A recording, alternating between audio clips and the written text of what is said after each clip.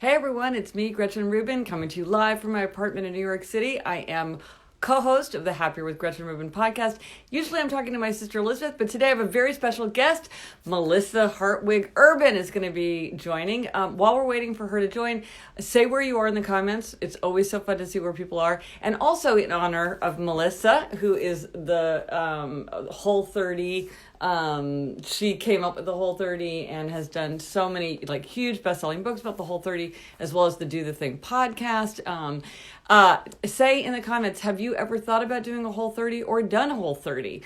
Because so many people have, and I hear more and more people who are finding it super helpful. So now I'm going to see if I can get, there she is. All right. It's magic will work. So let us know in the comments, have you done Whole30 or you want to do Whole30? Here she is, Melissa. Hi, Gretchen. How are you? I'm so happy to be talking to you. It's such a treat. It's always good to talk to you as well, especially during this crazy, busy, stressful time. Yes. So I want to remind everybody again, Melissa is the host of the Do the Thing podcast, as well as so many things Whole30. This is like 10 bestsellers ago for you. I think Whole30 Friends and Family is the most recent one, right? Yeah, that was October. Yeah. Yeah, it just came out. Who knows what time it is. I know. But so Melissa, one thing I wanted to ask you is, you're doing a Whole30 yourself. You've been in food freedom for a long time, and now you decided to do it yourself. Why did you decide to do it?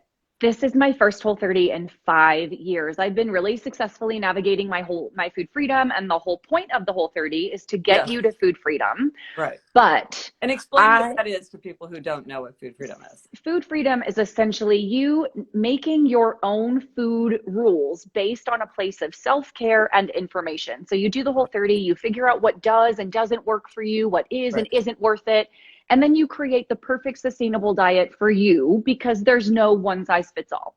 Could not agree with you more. That's about everything related to happiness and habits. It's like a fantasy that there's 7 steps for everybody to follow. Yeah. It would be really nice if there was, but we have to, but the fun is that we get to create it for ourselves. Yeah. Yeah. But I was really sick for most of 2019. I had a concussion, which led to a whole lot of health challenges. And I rolled into 2020 still pretty sick, low energy, just really feeling terribly. And then as soon as I started to feel better, we were hit with this pandemic. Yeah. And I felt like now was the perfect opportunity to ground myself back into the Whole30. It's centering for me. It's very grounding. It comes from a place of self-love and self-care. I'm no longer preoccupied with what's in my pantry. And I'm feeling this real sense of community doing it right along with millions of people all across the world who are doing it with us right now. And it's interesting in this time of pandemic, do you think it's giving people sort of that sense of I want to control what I can control, and this is something that I can control, or it's more like I've always wanted to do it, and kind of, if not now, when? What's sort of behind this impulse to do Whole30? Because certainly a lot of people are doing it. Right. Yeah, I think it's a little bit of both. If you have done the Whole30 before, you know how centering and grounding it is. Yeah. And during times of stress, what people have discovered is that if they are in control of their food, meaning they're nourishing themselves from a place of self-care and self-love, it gives them capacity to handle stress in other areas of their life. And we could all use a little bit of that right now. Wait. Give us a thumbs up if you feel like you're snacking because of stress. How many people are having the opposite reaction? Because I'm with you, Melissa. I feel like more control makes me feel energized and comforted. But I think a lot of people, a lot of thumbs up. I think a lot of people, it kind of makes them feel like, given everything that's going on, it's okay for me to have some chips, or I deserve a little bit of treat with everything that I'm managing. I need that chocolate chip cookie. How is it that you're finding it freeing and energizing to do this? So you're absolutely right. And before we launched the Whole30 at home, we created 2 new website hubs, one for people who wanted to lean into the Whole30, and another for people who were like, the Whole30 is too rigid, too restrictive right now. I need my freedom. I need the ability to make my own decisions. And we've got a whole support page for people who are just navigating their food freedom. Right. I am an upholder Yes, I So, know. so when I have structure, when I have boundaries, when I have rules, it feels very freeing. You know, right now I'm Yeah, like, is it Whole30? Put it in my mouth. End of right. story. I'm no longer thinking about it. It takes a Yes. huge amount of executive function out of my hands. And I know that eating this well helps me feel my best. And So, and I think that's something that people don't understand about upholders. And I think sometimes some rebels feel this way too, that for us, it's energizing and freeing to like follow the program. That other people are like, ease up on yourself. Don't don't follow the rules so strictly. You'll feel better. Actually, for us, it feels better to really, because like you said, then there's no decision fatigue. For us, it's like, then we can take our hands off the wheel. Other people don't understand that. And I think this is a good example of like, sometimes you just have to say, well, you know, what works for me doesn't work for you. I want to march around with a clipboard. That's not working for my family. Um, but you know that about yourself. And so you reached for this tool, yes. which you created. Yes, exactly. And it, you know, it feels like just slipping on like an old, you know, your favorite pair of sweatpants. Like I was Which two I have days on into right it. I know you and me both. I now. was 2 days into it and I was like, oh, I'm home. Okay, Yeah. cool. This feels awesome. It feels just easy. I'm re-energized. Again, I feel, and then the sense of connection to my community right now Yes. is something that I think I'm valuing so much. It's almost like a non-scale victory in and of itself to feel like I'm belonging to something bigger than me during this challenging season. And I Right. love that aspect too. And I want to give a gold star to all the listeners who are, because several people have been like, what's that website? And so people are like answering what the website is. But do you want to just say it out loud for Yeah, somebody it's who missed it in the scroll? whole30.com, WHOLE, and then number 30. Yeah, that's where you can find all our resources. And then it'll take you all to the different pages. Yeah, someone's saying the Whole30 community is amazing. And someone says, I'm following food freedom mostly, but eating too much food. So what are you hearing from your community? Like, what is it? What are the challenges that people are facing with Whole30 and then just maybe just generally, you know, dealing Yeah. with COVID-19? So when we are under chronic stress, our brain doesn't know the difference between being chased by a tiger and the psychological or financial stress that we Yes. are under in this period. And it reacts the same. It wants to give us quick energy so that we can, you know, defeat the stressful response so that we can fight or flight or freeze or whatever it is Yeah. we need to do. And so a lot of people are struggling with sugar cravings. Yeah. And the fact that we're home all the time, that we don't have access to our normal social support, the fact that maybe we're not going to the gym as much, that we have our kids underfoot all the time. Yeah. I think people are really struggling with cravings and feeling preoccupied with food. You know, this is especially important for those who are newer to any sort of recovery. There are Yeah. a lot of challenges right now for those who are newer to drug recovery, alcohol recovery, eating disorder recovery. So I think this sense of connection and community, like the Instagram lives that you've been doing, are so important. It just is so nice to know that you're not the only one, to get advice from people you look up to, and just to like participate even in the comments and have people say, yeah, me too. Yeah, Yeah. me too. Like you're not alone in this. Yeah, it's very reassuring to have it. So if you're just joining, I'm Gretchen Rubin, host of the Happier with Gretchen Rubin podcast, and I'm with Melissa Urban, who is the multiple, I've lost count of how many New York Times bestsellers she's had, and creator of the Whole30 and the host of the Do the Thing podcast. And someone says, doing the Whole30 has been great right now to feel like I have control and so much uncertainty, and the lives are everything. So again, it's control what you can control. Because I think when so much does feel out of control, I think this is kind of the same impulse that has some people clearing clutter.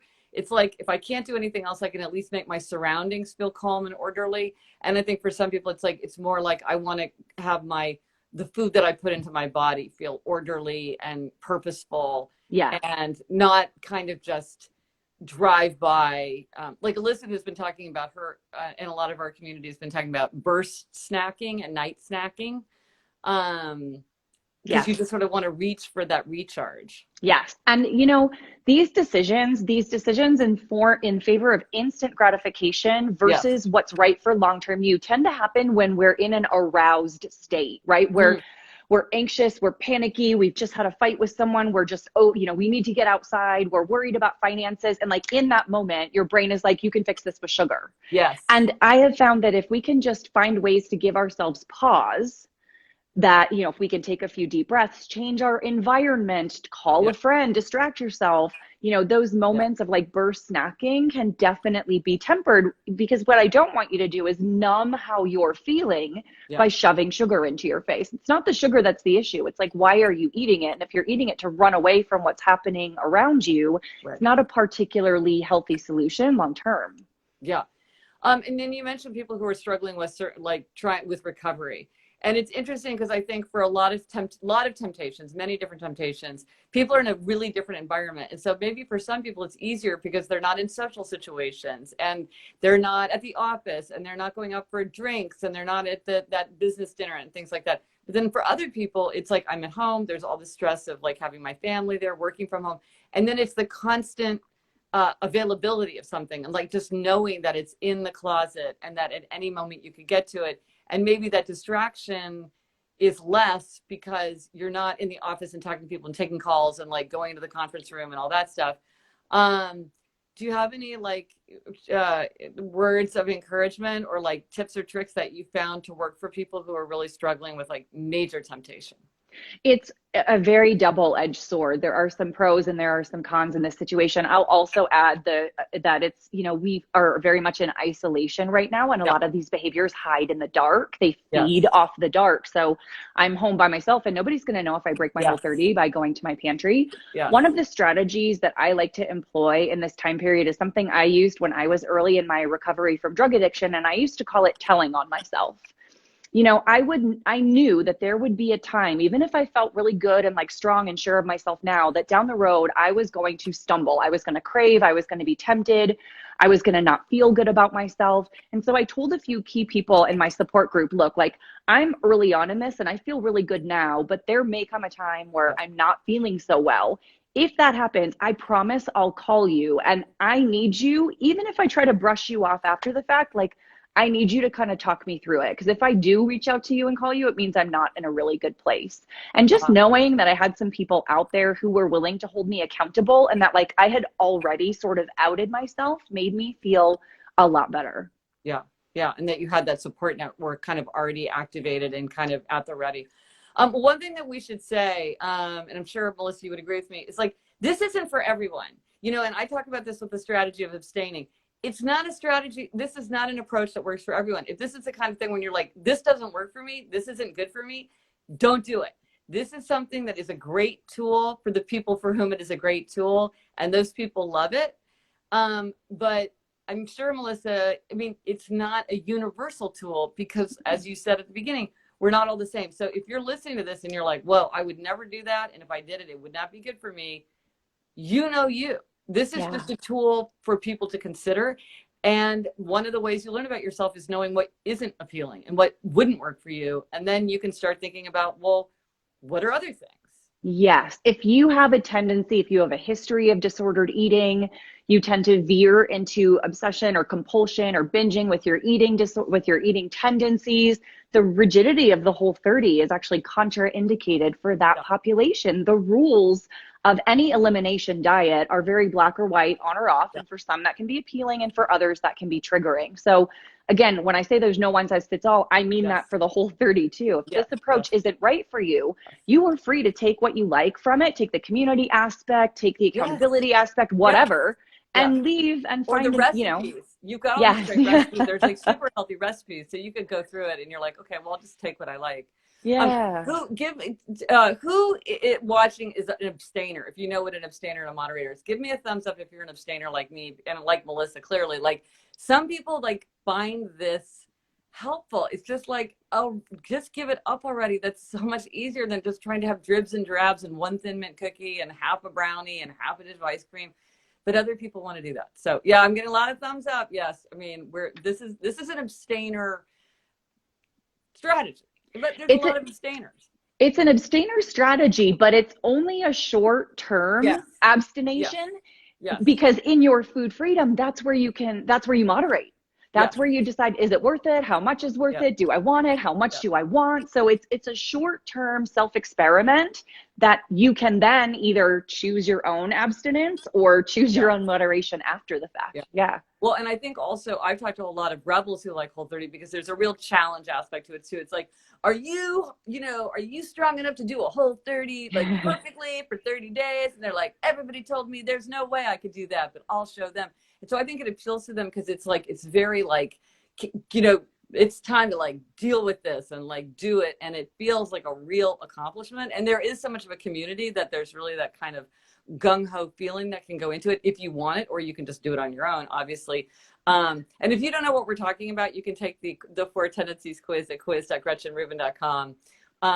Because I do think the tendencies play into what approach works, because like there's so much data about Whole30, so that appeals to the questioners, and then there's all this community, and that can be helpful for the obligers. So I know you thought a lot about reaching people in different ways as you were preparing your materials and thinking about like how to connect.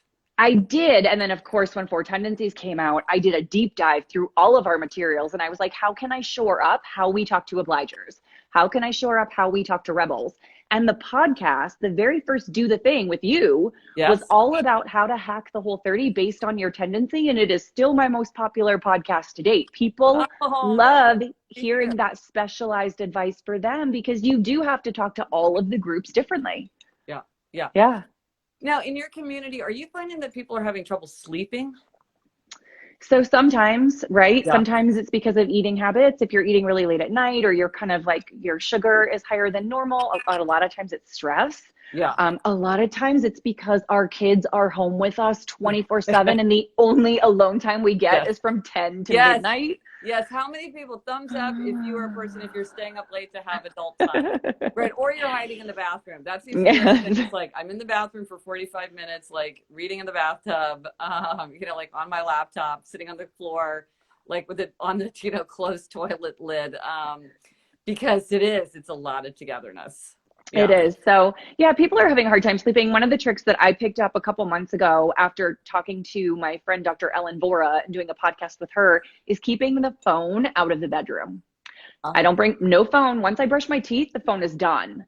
And I don't have the temptation to scroll. I don't have the temptation to check Twitter one more time, which is only always bad news. I don't have the temptation to check email. I'm just like, it's just me and my book. And I find I sleep a lot better that way.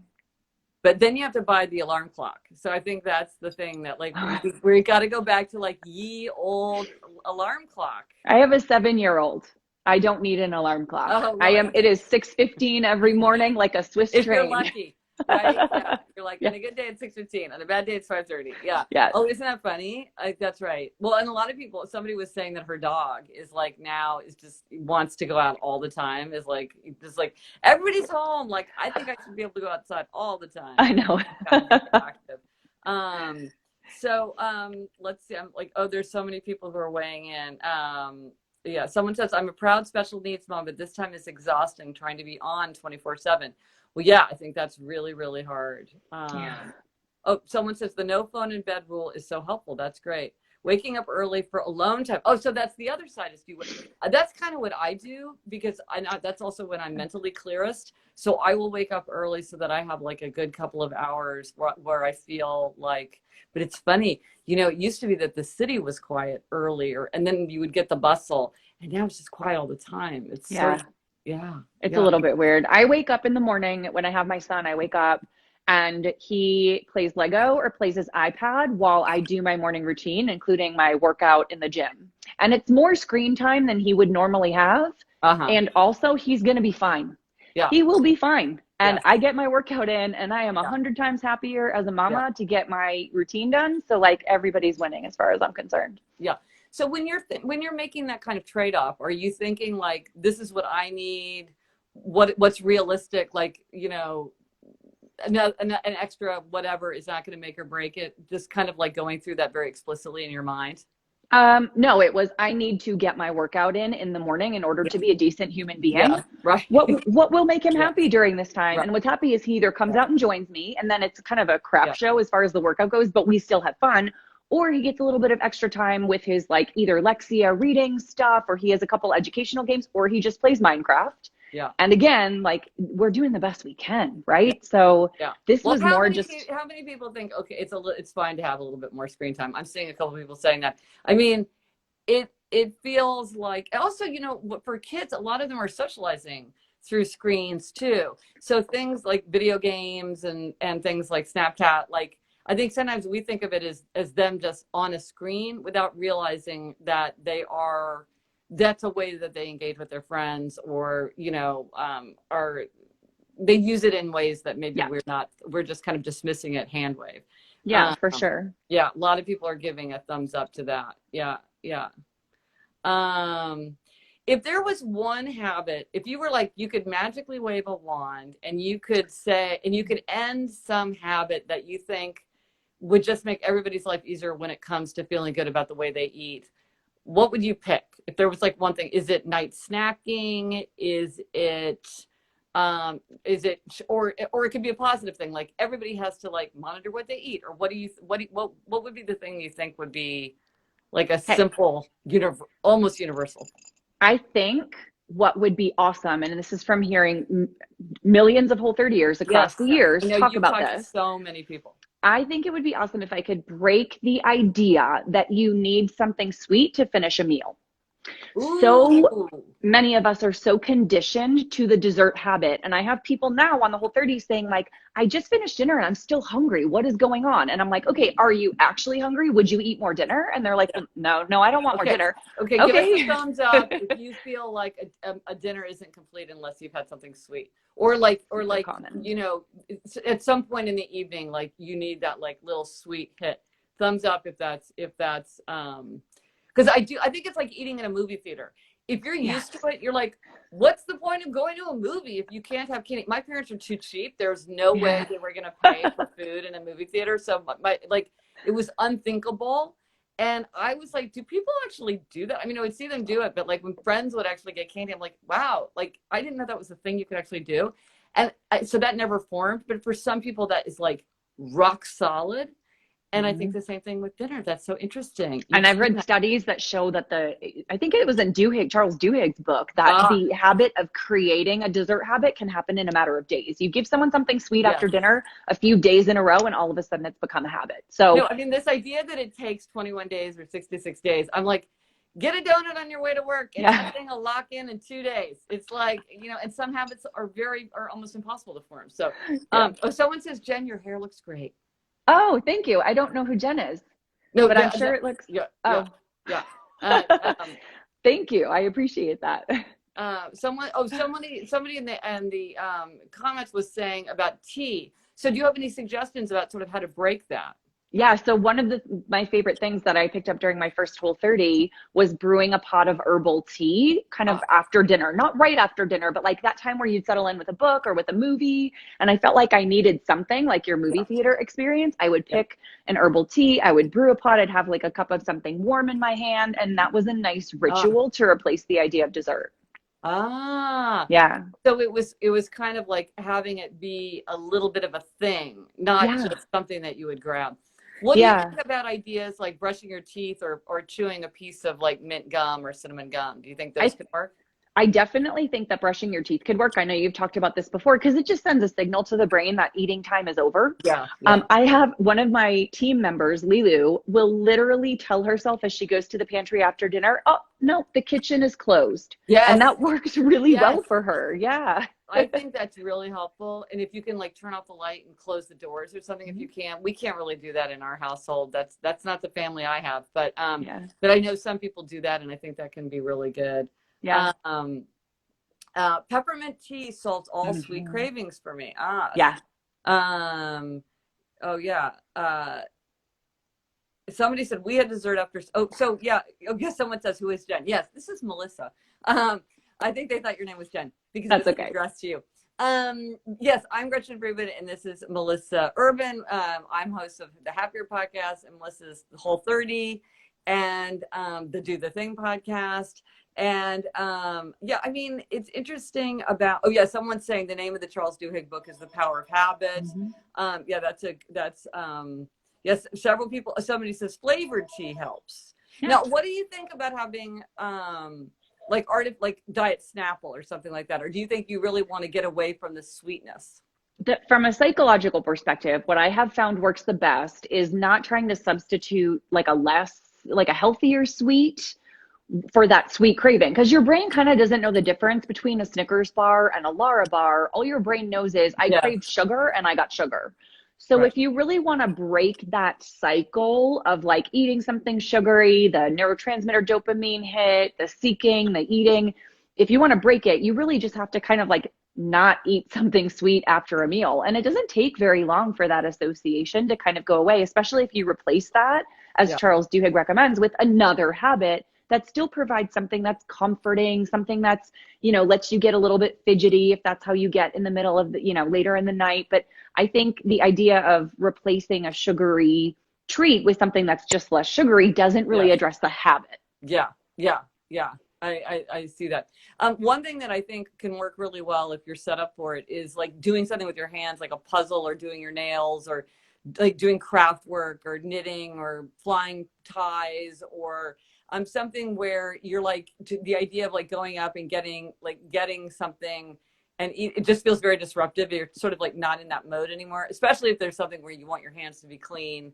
And so I think if you're in the habit of sort of like sitting and watching TV or watching a movie or something, doing something with your hands, I think also can kind of shut down that part, that kind of grazing thing. Like, I'm just going to walk around the kitchen and look around, and like have a piece of cheese and half a pickle and have half a bread, that thing. Yeah. Where if you're like, oh my gosh, I got to finish this puzzle tonight, it's a lot easier to stay where you are. I like doing mobility work while I watch TV. So I'll get my foam roller or my little mobility ball or my lacrosse ball and just like sit on the living room floor and kind of roll around a little. And it keeps me busy. It reminds me that I'm a healthy person with healthy habits. Also, I need the mobility work. So that works out great. Right. And it keeps me from like that habit of sitting on the couch and feeling like I need to do something with my hands. Right. Oh, someone says putting clean dishes away. Kitchen overlooks. Putting everything away. So does anybody have any questions for Melissa? This is your moment. If you have a question that you want to pose, because she's here, and you're in the middle of it yourself. And so you said it's like putting on an old pair of sweatpants. It feels good. Yeah, I feel amazing. And it's funny, my energy isn't tremendously better. I'm not sleeping tremendously better, which is great because it just shows that in my food freedom, I was still doing awesome. Oh, that's true. It's kind of like no change is good. Not a ton of change, but I'm way less preoccupied with food. I'm snacking a lot less, which is fantastic and like feels really, really good. And I'm so much happier with the food I am eating. So those are all like huge wins. Okay, so the questions are flooding in. One is that a couple of people have said, what's the first book? If they want to start, where do they start? If you're a questioner, you want to start with It Starts With Food, because that's the one that answers the why. It's all the science behind our recommendations. If you just want to jump right into the program, if you're an upholder, if you're an obliger and you're doing it with a friend, or you're a rebel and you want to go a little counterculture and like do something that's really hard, start with the Whole30 book. That's your how-to field manual. Okay. And quick question is, what's your favorite tea? Oh, my tea cabinet is extensive, but I have a licorice tea I really love. I like rooibos varieties because they're a little bit naturally sweet. I also love ginger. I do some peppermint sometimes. Anything herbal, I'm kind of down with. Okay, so you like that. Somebody said, what do you think of intermittent fasting? I think it depends on your context. I think intermittent fasting in certain contexts can be incredibly helpful. I know it's very helpful for those with metabolic syndrome. I know a few doctors who use it very successfully in their obese patients, but it is a stressor on the body. And studies definitely show that intermittent fasting has a far less positive effect on women than it does on men for a variety of reasons. So I think you have to be really careful how you implement it. A lot of people say they're intermittent fasting, but what they're really doing is just not eating. And that's not going to be helpful for your metabolism overall. Okay. Somebody says, what can I take instead of pre-workout to get energy? I'm not sure what that means, but I know. Well, I think a good question is like, before a workout, is there something you can do to get to like boost your energy? Is there something? Yeah. I mean, sleep more. You're not going to Yeah. love that answer, but that's really what it is, right? You can do some caffeine pre-workout in the form of coffee or a pre-workout if you want to, but the problem is that you build up a tolerance to caffeine so fast Yeah. that the same dose is not going to have the same stimulating effect going forward, and you'll have to increase, which is not awesome for you. I So have experienced that. Yes. yeah. So, honestly, your best bet is just to like, if you can do a pre-workout meal and you can find the timing in the meal that works really well for you, that's going to be awesome. If you want to do a little bit of coffee pre-workout, that could or couldn't work for you. I don't take anything, and that works just fine for me. Now, I know this is a question you get a lot, which is, can you be vegan or vegetarian on Whole30? Not really. You can't be vegan on the Whole30 because the program rules out almost all of your plant-based protein sources. So in the book Food Freedom Forever, I have a vegan reset outlined. So it essentially is like the Whole30 framework applied to your particular context. So hopefully it will give you the same lessons on how foods work for you, but you don't have to eat any animal products as part of the reset. So you've got that kind of figured out. If they go, someone says, "What's in your bookshelf? What are you reading right now?" That's a fun question. I know you love to read. Oh, I do. I I know. love seeing your book success. My coffee cup says I like to party, and by party, I mean read books. We have that in common. So, okay, let's see. I just finished a nonfiction book about shipwrecks. Oh. That was fascinating. Oh my gosh, I learned it was about I forget the name of it. I just finished it, but they blow out of my head so fast. But it's basically about this shipwreck diver who found a German U-boat off the coast of New Jersey, and like everything they went through to identify it. It was. I think I read about that. If you know in the comments, if you know the title, put it in. So that yeah, it was two words. I can picture the cover, but I can't think of it off the top of my head. I'm now rereading Christopher McDougall's Born to Run, another nonfiction classic. That's an interesting book. Love that book. I love that book, and I met him in person last year. Really? And I adore him. Yeah, he's fabulous. Let's see, what else have I recently gone through? Dan Perez, who was the am I saying his last name right? He was the editor at Details magazine, came out with his memoir that was about his opiate addiction. I saw that. That was good and heavy. It took me a little while to get through that one because it was a little bit triggering, but really, really good. No, because I remember it got a lot of attention at the time because he was like full on editor-in-chief of Details through the whole thing. And people were like, that, how did, like, just, you read, it was sort of like what was going on behind, like finding out what was happening. So I remember reading a lot of discussion of it. Oh, for people who are wondering about the tendencies, you can find out your tendency at quiz.gretchenrubin.com because I know we keep mentioning the tendencies.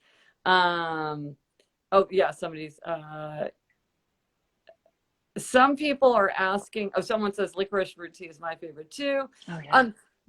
People are mentioning that they're having trouble shopping right now, that shopping is very stressful because I think a lot of people would like to just get really like nervous with the whole grocery store situation.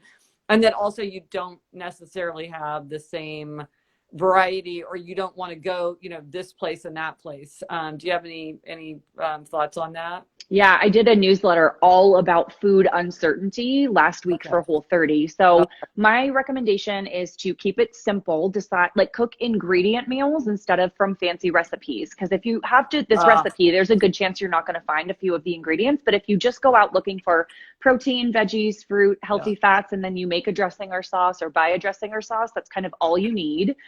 Don't overlook canned or frozen goods. I am cooking from my freezer so much right now. Frozen veggies, frozen berries, frozen shrimp, frozen salmon, frozen burgers. That's usually a little bit more reliable. You can check in with your local farmers market association or local farms. Since farmers markets aren't up and running right now, a lot of farms are going straight to consumer.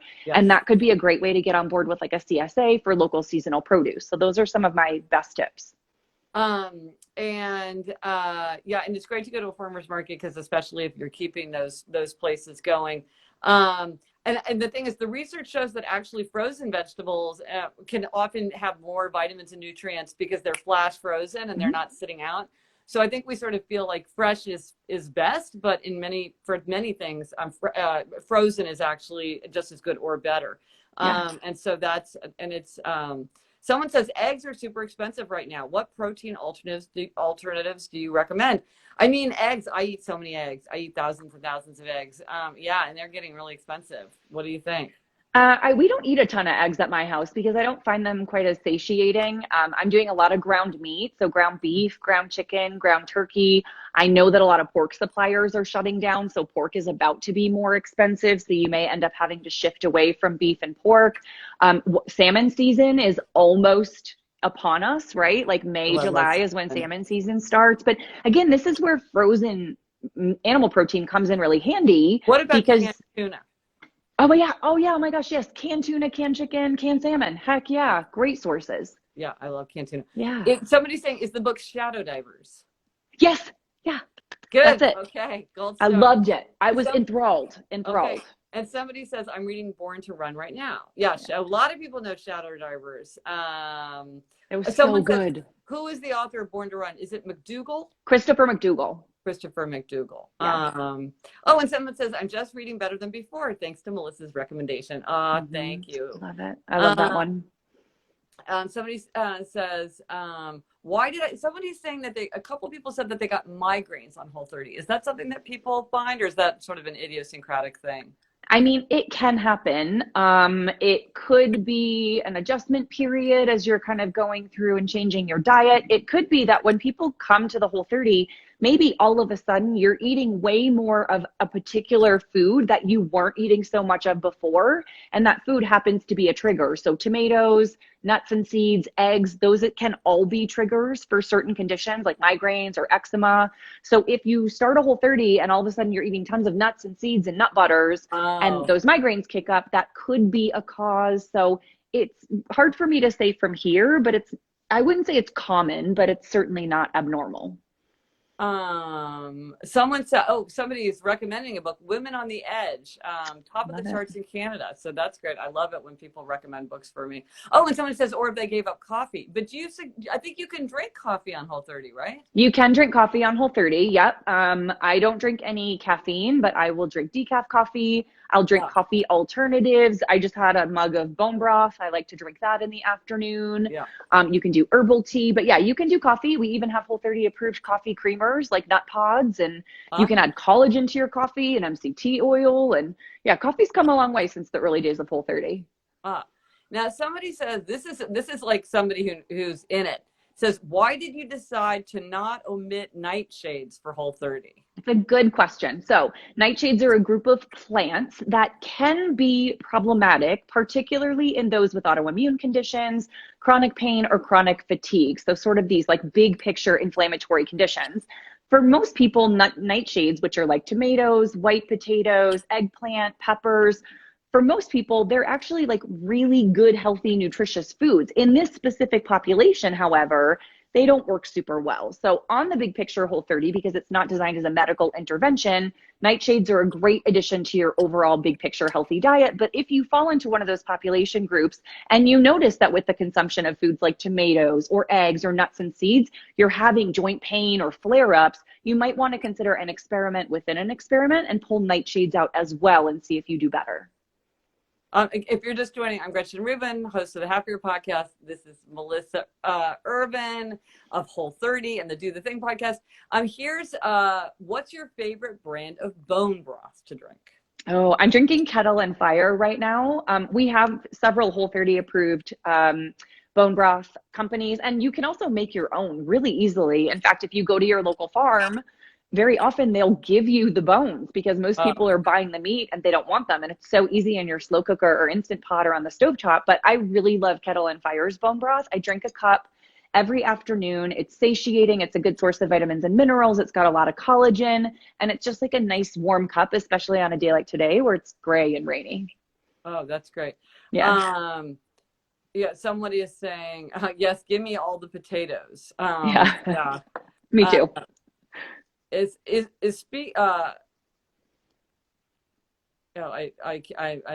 one I don't think I know enough. Okay. Oh, someone says, why do you avoid caffeine?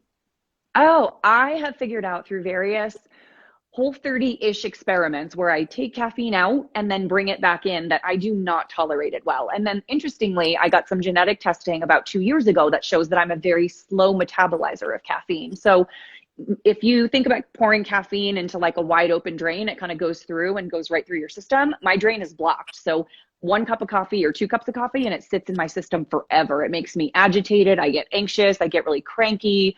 I get heart palpitations. Like, it's just not a fun gig for me. So I just don't drink it.